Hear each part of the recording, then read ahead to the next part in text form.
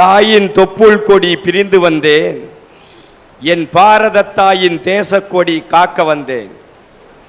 பலத்த பாதுகாப்போட நம்ம சுதந்திரத்தை கொண்டாடுறோம் பார்த்தீங்களா? இதை பார்த்து நான் சிரிக்கிறேங்க. ஆனா நான் சிரிக்கக்கூடிய சிரிப்பு ஆனந்த சிரிப்பு இல்லைங்க, அது ஒரு ஆதங்க சிரிப்பு. இன்ப சிரிப்பு இல்லைங்க, அது ஒரு ஈண்டெடுக்கும் சிரிப்பு. உறக்க சிரிப்பு அல்ல, அது ஒரு ஊமை சிரிப்பு. எக்கால சிரிப்பு இல்லைங்க, அது ஒரு ஏக்க சிரிப்பு. காரணம் என்னுடைய பாரதம் அல்லவா? சபாஷ். இது எகத்தால சிரிப்பு அல்ல, ஏக்க சிரிப்பு என்று சொன்னீர்களே. ஆக இந்த இந்தியாவை பார்த்து நீங்கள் ஒரு இருமாப்பு சிரிப்பு சிரிக்காமல் இரக்கத்தோடு சிரிப்பதால் பரவாயில்லை. என் பாரதத்திற்கு இப்படிப்பட்ட நிலம் வந்துச்சு, அதை நினைச்சுதான் சார் நான் சிரிக்கிறேன். அன்னைக்கெல்லாம் நம்ம பிரதமர் நேரு எல்லாம் பிரதமராக இருக்கும்போ எப்படி கொடியேற்றுவாங்க? நேருவும் சில தலைவர்களும் போய் கொடியேற்றுவாங்க. அப்புறமா என்னாச்சு? நேருவோட கொஞ்சம் அதிகாரிகளும் போக தொடங்கினாங்க. அப்புறமா என்னாச்சு? அந்த அதிகாரிகளோட கொஞ்சம் காவலர்களும் போக தொடங்கினாங்க. அப்புறம் நிலைமை எப்படி மாறி வருது பாருங்க. அந்த காவலர்கள் லத்தியும் கொண்டு போக ஆரம்பிச்சாங்க. இப்ப இயந்திர துப்பாக்கியும் தாண்டி ராணுவ பாதுகாப்போட கொடியேற்ற வேண்டிய நிலைமை. அதுலயும் இப்ப ஓரடுக்கு பாதுகாப்பு, ஈரடுக்கு பாதுகாப்பு, மூன்றடுக்கு பாதுகாப்பு, இப்படி போய் போய் சொல்ற இன்னும் 1-2 வருஷத்துல பிரதமர் வீட்டுக்குள்ள இருந்து ரிமோட் கண்ட்ரோல்ல கொடியேற்றுவாருங்க. அந்த நிலைமை தான் நம்ம இந்தியாவுக்கு வரப்போகுது. அப்படிப்பட்ட நிலைமை வந்துச்சு, அதனால தான் நான் சிரிக்கிறேன். அப்படிப்பட்ட நிலைமை வந்ததற்காக சிரிக்க கூடாது. ஏன் இந்த நிலை என்று சிந்திக்க வேண்டும் என்பது மட்டுமே அரட்டை அரங்கத்துடைய தலையாய கடமையாக இருக்கும். அப்போ இங்கிலாந்தினுடைய பிரதமர் சர்ச்சில், வின்ஸ்டன் சர்ச்சில் நம்ம நேருவுக்கு ஒரு தந்தி கொடுத்தாருங்க. எப்படி கொடுத்தாருன்னு தெரியுமா? ஆண்டாண்டு காலமாக எங்களின் விரோதியாக அந்நியனாக இருந்த காந்தியை கொல்லணும்னு நாங்க நினைக்கலங்க. ஆனா உங்க நாட்டில் உள்ள மதவாதம் ஒரு வருஷத்துக்குள்ள அவரை கொண்டு போட்டு என்ன தந்தி கொடுத்தாங்க.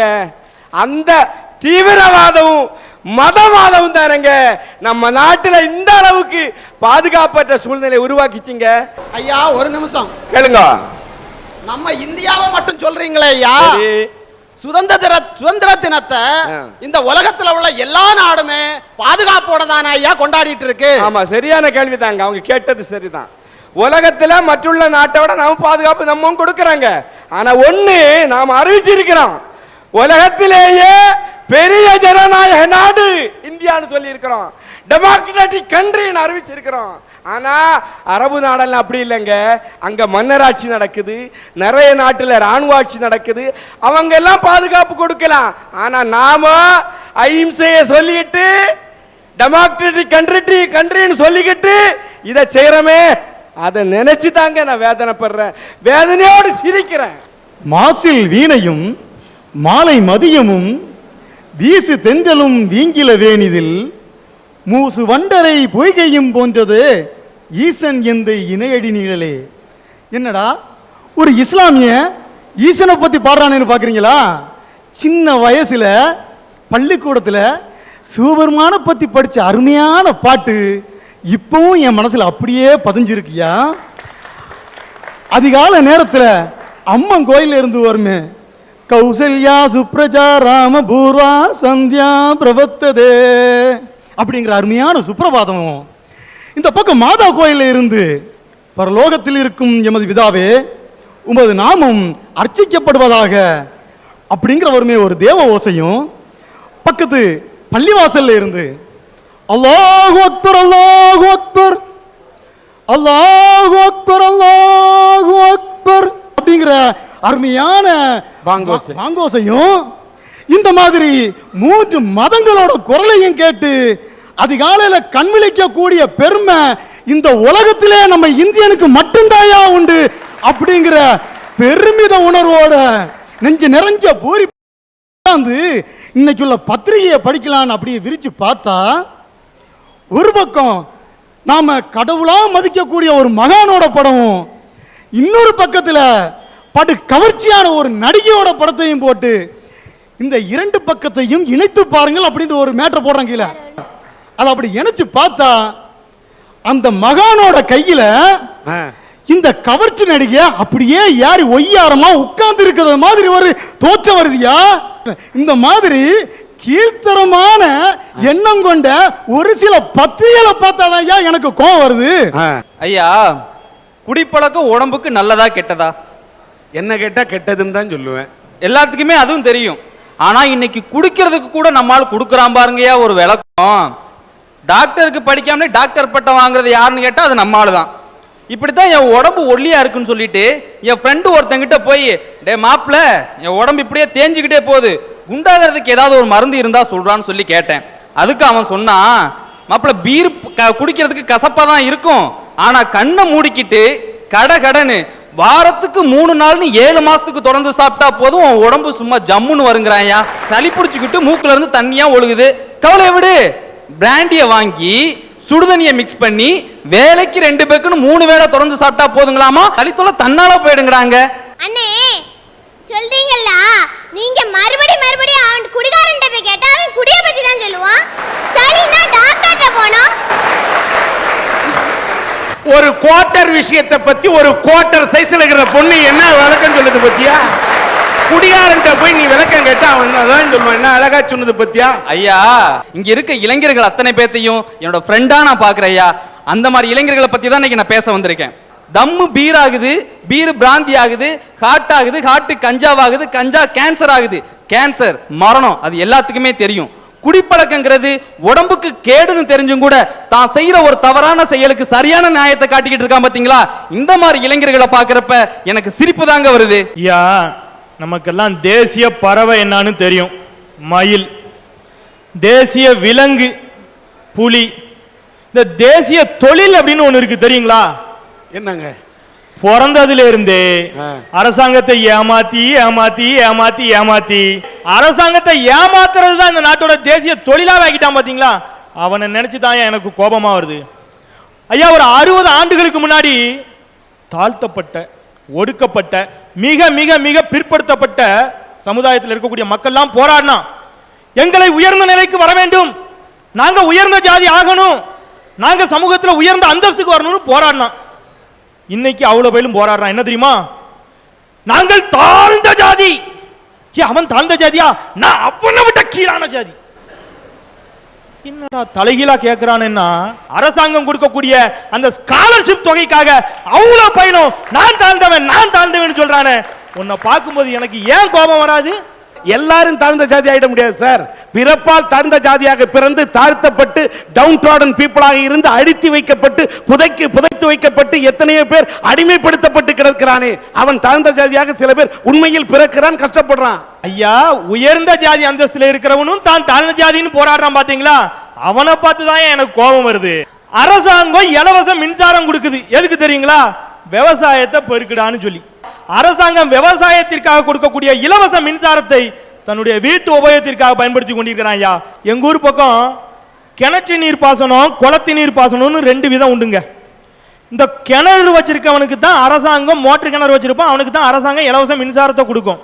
இந்த ஏழை விவசாயிகள் மழை பெஞ்சு குளத்துல தண்ணி நிரம்பி இருக்கும், அதை நம்பி தான் அவன் விவசாயமே பண்ணுவான். பயிர் போட்டுருவான், நஞ்ச போட்டுருவான், அது வளர்ந்து வரும். வளர்ந்து வரக்கூடிய சமயத்தில் இன்னும் 2 நாள் அதுக்கு தண்ணி பாய்க்கணும். அங்கே குளத்துல தண்ணி வத்தி போகும்.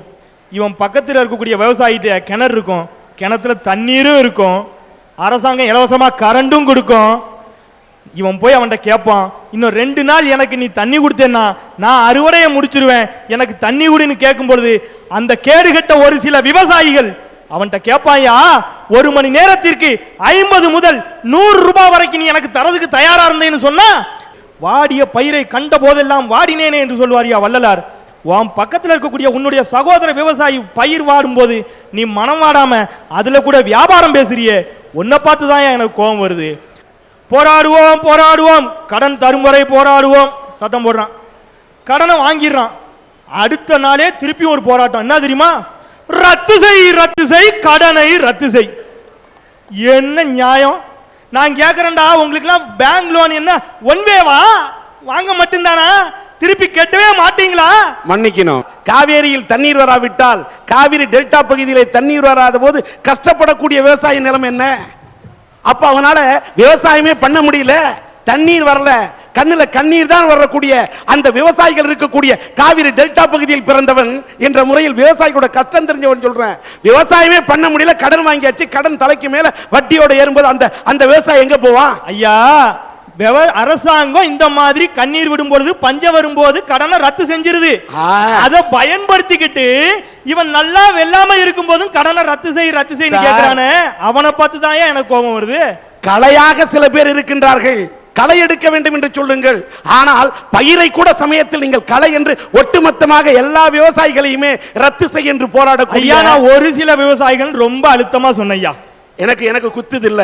நான் திரைப்படத்துறையை சார்ந்தவர் என்று சொல்லிக் கொள்வதை விட ஒரு விவசாயி என்று சொல்லிக் கொள்வதில் பெருமை அடையக்கூடியவர் என்ற முதல்ல எனக்கு அந்த உணர்வு இருக்கு. ஐயா, நிறைய நமக்கு கடன் ஆகும் போது, நம்ம கஷ்டப்படும் போது அரசாங்கம் கடனை ரத்து செய்யணும் நாம நினைக்கிறோமே, நிறைய நிறைய நிறைய நிறைய லாபம் வரும்போது அரசாங்கத்துக்கு எக்ஸ்ட்ரா வரி கட்டணும் யாராவது நினைக்கோமா? நினைக்கிறது இல்லையா. அதை பார்த்து தான் எனக்கு கோபம் வருது. இந்த நாட்டின் தேசிய தலைவர்கள் எல்லாம் இன்றைக்கு சிலை வடிவத்தில் அமைத்து அவங்கள சுத்தி கம்பி வேலி போட்டு பெருசா பூட்டு போட்டு வச்சிருக்கோம் எங்க மாவட்டத்தில். காரணம் என்ன தெரியுமா?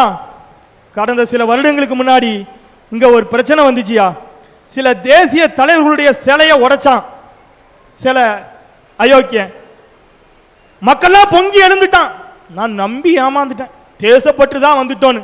அவனுக்கு தேசப்பற்று வரவில்லை, ஜாதி பற்று வந்துச்சு.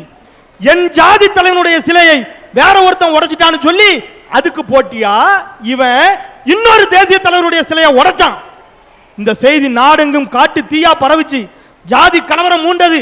அரசு பேருந்துகள் அடித்து நொறுக்கப்பட்டன. அட ஈனங்கட்டவனுங்களா, நான் உங்களை பார்த்து கேட்கிறேன், அன்னைக்கு அவன் சுதந்திரம் வாங்கி கொடுத்தது வான் ஜாதிக்காகவும் ஏன் ஜாதிக்காகவும் அல்லடா, ஒட்டுமொத்த இந்திய தேசத்துக்காகவும் தானே. நீ அந்த தேசிய தலைவர்களை கூட ஜாதிய வட்டத்துக்குள்ள அடக்கி அவன் பேர சொல்லி ஜாதி சண்டை போட்டு அரசு பஸ்ஸை சூறையாடுறியே, உன்னை பார்த்து தான் எனக்கு கோபம் வருது. நீங்க கேட்கலாம், நீ அரசாங்கத்தை ஏமாத்தினதே இல்லையா? நான் ஏமாத்திருக்கேன் ஐயா. ஏன் நானும் அரசாங்கத்தை ஏமாத்திருக்கிறேன். எனக்கு ஒரு அக்கா இருந்தா ஐயா, அவளுக்கும் நாங்க ஆசையா கல்யாணம் பண்ணி வச்சோம். தமிழகத்துக்கு பல சிறப்புகள் உண்டு. அதுல ஒரு சிறப்பு என்ன தெரியுமா? மருமகளுக்குன்னே வெடிக்கக்கூடிய கேஸ் ஸ்டவ் இந்த தமிழகத்தில் மட்டும்தான் ஐயா உண்டு. அந்த கேஸ் ஸ்டவ் எங்க அக்காவுக்கும் வெடிச்சது. வெந்த உடம்போட ஆஸ்பத்திரியில் கிடந்தா. நான் இப்ப சின்ன பையன் போய் ஹாஸ்பிட்டலில் பார்க்க போறேன். கண் எது, கால் எது, காது எதுன்னு எதுவும் தெரியல. முழுசா வெந்து போய் கிடந்தா. தண்ணி தண்ணின்னு கேட்கா. டாக்டர் சொன்னாரு, தண்ணி கேட்பா கொடுக்காதீங்க. எங்க அக்கா